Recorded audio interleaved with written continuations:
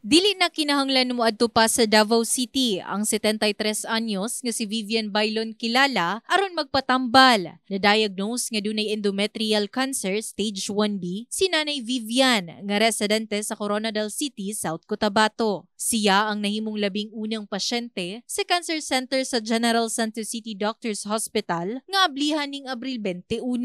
Actually, I did not expect na mayroon na pala tayo nito, yung ganitong center.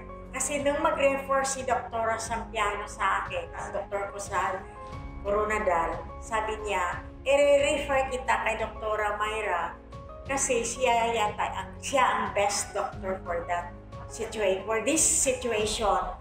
So, sa first pa pala na ultrasound niya, may nakita siyang brownish color na nakita niya nga nag-thicken na ang uterus ko nag-thicken. Pag nag-thicken daw yung endometrium, magiging cancerous yun. Dali lang po naka-recover sa ako na operation. Actually, 1 week lang naka-recover na ko siya.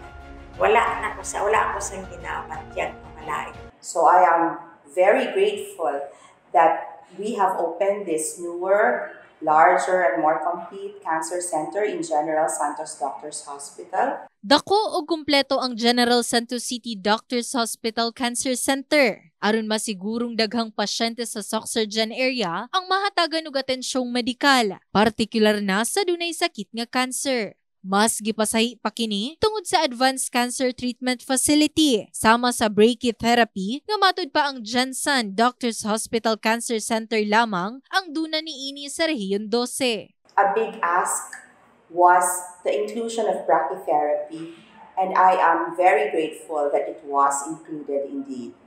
For cervical cancer patients and even some endometrial cancer patients, treatment will not be complete without brachytherapy. Ang bag-ong General Santos City Doctors Hospital Cancer Center dunay kaugalingong 128 slice CT scan. Alang sa mas klaro ug insaktong imaging ug treatment planning, duna usab kini short stay unit alang sa chemotherapy ug blood transfusion ingon man nuclear medicine unit.